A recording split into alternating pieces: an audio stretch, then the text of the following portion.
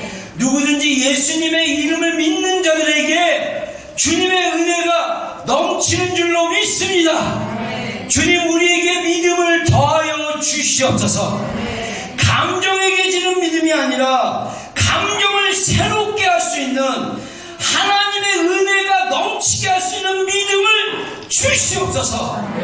주님, 우리 안에 부정적인 뿌리들이 있습니다. 우리 안에 아직도 다루고 주님께서 보혈로 새롭게 하실 감정들과 영역들과 생각들이 있습니다. 예수님의 보혈로 정결케 되는 심령들이 되게 하여 주시옵소서. 주님이 우리를 새롭게 하십니다. 예수님의 보혈이 우리를 정결하게 하십니다. 예수님의 보혈이 우리를 자유케 하십니다. 예, 주님 감사합니다. 예, 주님 감사합니다. 주님의 사랑하는 성도들입니다. 주님, 우리 사랑하는 성도들, 시간이 더 필요하고 주님을 더 알아가는 과정이 더 필요한 우리 지체들이 있습니다. 우리 믿음이 좋은 지체들이 그들을 위해서 중보하고 격려하고 사랑하고 교제하고 연결되어서 우리 공동체 전체가 정말 성숙한 신앙으로 자라감으로 말미암아 우리 모임 가운데, 우리 교회 가운데 거하시는 그리스도의 충만을 경험하게 되는 비전교회가 되게 하여 주시옵소서. 여호와는 내게 복을 주시고 너를 지키시기 원하며 여호와는 그의 얼굴을 내게 비치다 은혜 베푸시기 원하며 여호와는 그 얼굴을 내게 향하사 평강 주시기를 원하노라. 지금은 우리 구주 예수 그리스도의 크신 은혜와 하나님 아버지의 극진하신 사랑과 성령님의 내주하심과 교통하심과 함께 하심이 오늘 예배 가운데 있는 모든 지체들에게 또한 우리 비전교회관 모든 권속들과 영혼들과 가족들 위해 지금도 영원토록 함께 하시기를 간절히 축원하옵나이다.